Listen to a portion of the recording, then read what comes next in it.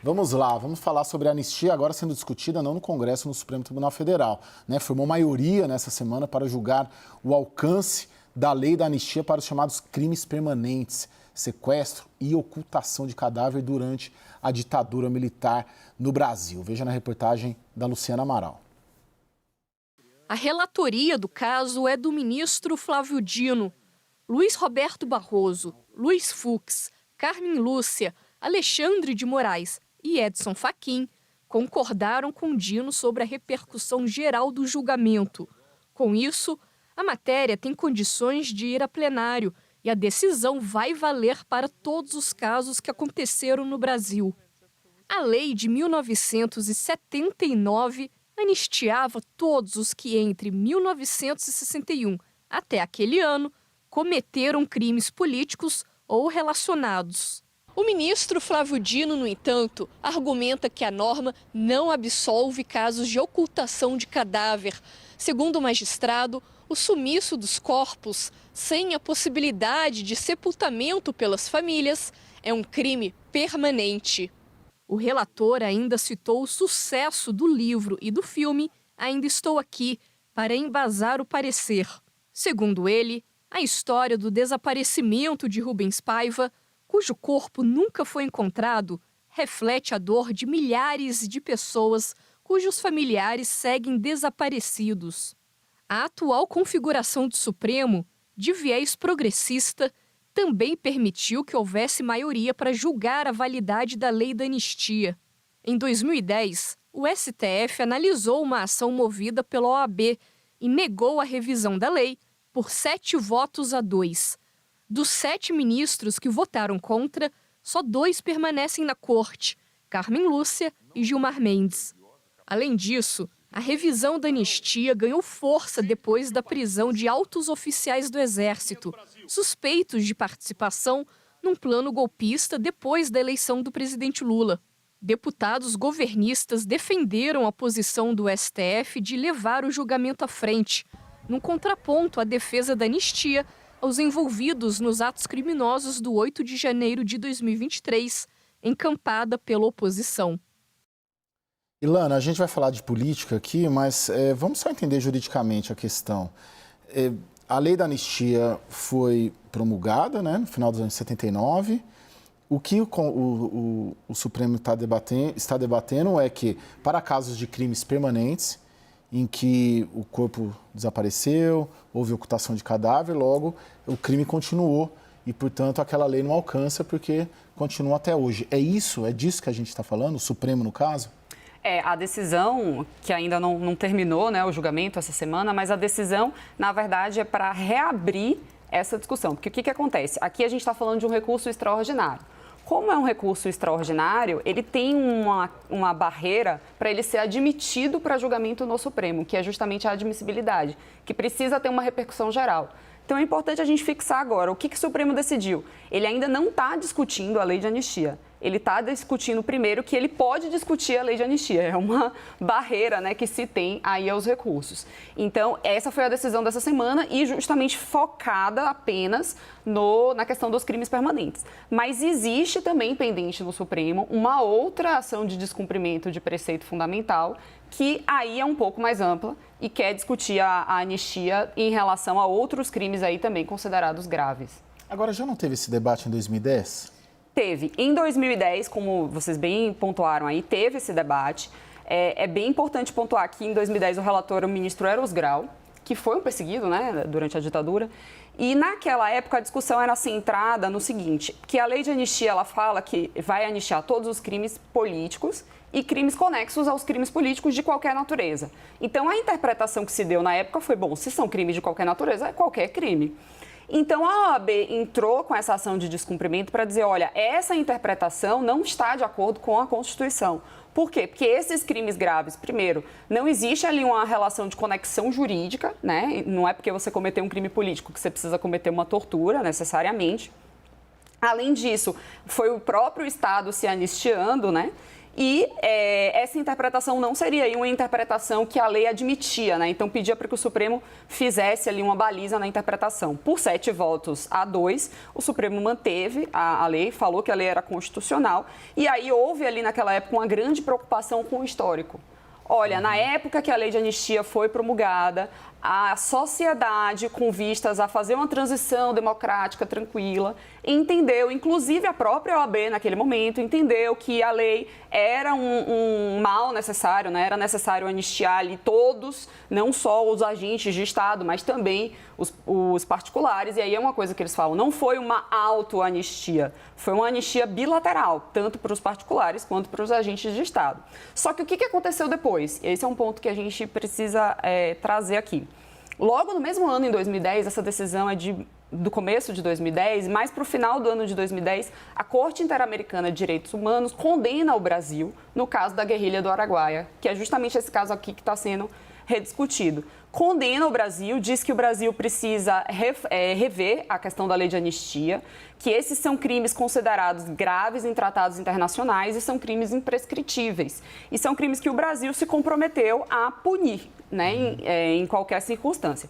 E aí a Corte condena o Brasil, tem várias cláusulas ali na sentença, principalmente no direito ao acesso à informação, porque as vítimas, como não podia processar, nem as vítimas tinham, né, a informação. Logo depois disso a gente teve ali a Comissão da Verdade, que foi bem importante. Então a gente teve essa primeira mudança no contexto. O Congresso não se movimentou em relação a isso, né, não houve nenhuma aprovação, e nem o Judiciário. E aí, em 2014, numa ação que está pendente até hoje, o PSOL pediu de novo a declaração da inconstitucionalidade, e esse argumento da permanência, ele já se encontra nessa ação também, que está desde 2014, que ainda não foi julgada. E aí, recentemente, a gente tem visto esse movimento, né, para que essa ação seja cumprida. E aí você me pergunta, poxa, mas o Supremo decidiu em 2010, ele pode voltar à decisão? Isso é um ponto importante.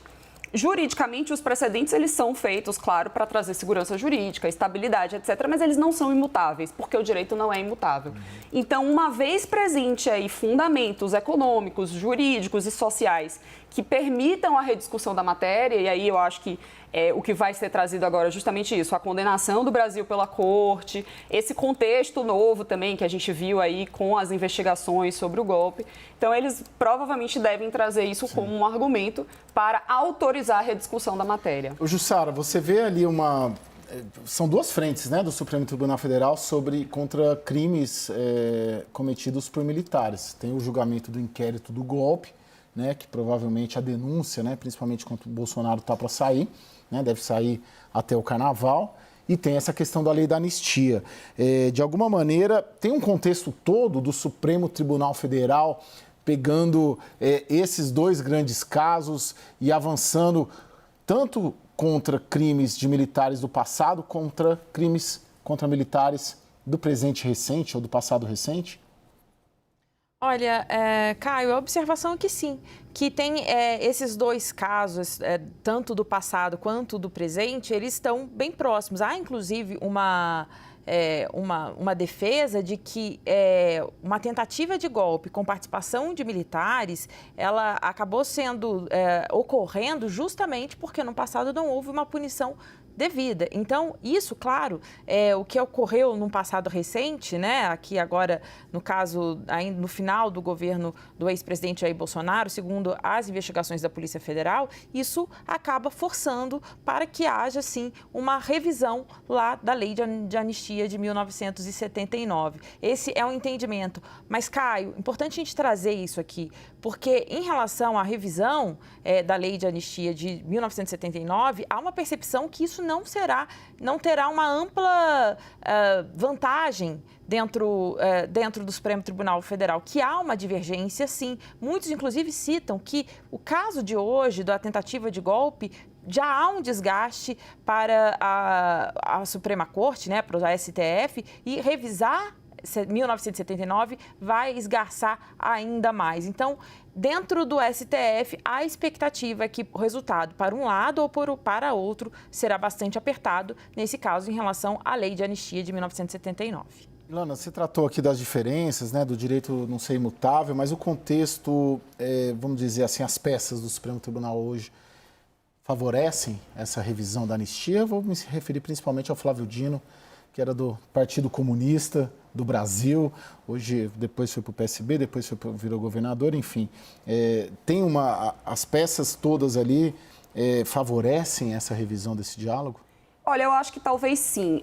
Se a gente for pensar, por exemplo, a própria ministra Carmen Lúcia, que agora se manifestou pela repercussão geral favoravelmente, ela lá atrás, quando a discussão era mais restrita, né, a amplitude, a conexão dos crimes, etc., ela votou contra e agora ela já votou pela possibilidade de rediscutir. Então, talvez, eu concordo um pouco com a Jussara, eu acho que esse momento político que a gente está vivendo é outro e realmente estão, né, tentando revisitar essa matéria, até porque o Brasil, como a gente estava comentando aqui nos bastidores, é um dos poucos países que ainda não cuidou muito dessa questão da lei de anistia, né? A América Latina, em boa parte, já fez essa revisão em relação a isso. Então, eu acho que tem um pouco aí desse contexto político, mas, de fato, talvez exista um pouco de desgaste aí, principalmente porque os fatos são muito antigos, né? A gente já desde 1979. Tudo bem que o argumento jurídico é um argumento bom, porque é importante explicar isso para a população. Como o crime permanente é aquele crime cujo resultado ele se protrai no tempo, né? O agente continua violando a norma jurídica enquanto aquele resultado, né, tá acontecendo, então enquanto o corpo não aparece ou enquanto a vítima é mantida em cárcere. Então, como essa lei ela fala que ela vai anistiar todos os crimes que ocorreram até 15 de agosto de 1979, se você considera que o corpo ainda está desaparecido, o corpo ainda está acontecendo. E isso é uma regra basilar do direito penal, que a lei mais grave, ela se aplica àquele fato, né, permanente, desde que a vigência dela seja durante a permanência. Então, realmente, o argumento jurídico é um argumento jurídico forte, que não foi analisado naquela época de 2010. Então, assim, a gente talvez tenha aí um contexto mais favorável, sim. Ô, Jussara, como estão os militares, Forças Armadas, Exército Brasileiro em relação a isso? Você transita muito bem ali neste universo.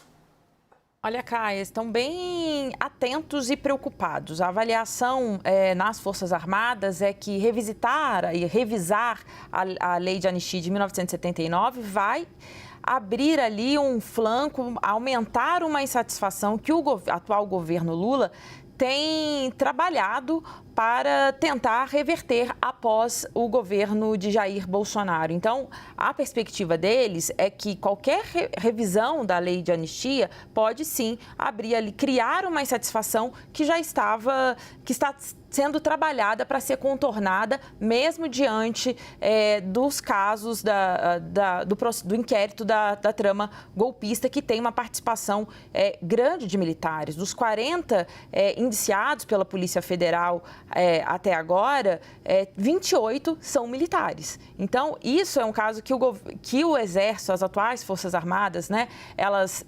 têm feito um esforço justamente para tentar dividir. Agora, é importante lembrar que a gente está à espera aqui da denúncia da PGR, o que deve acontecer aí nos próximos dias.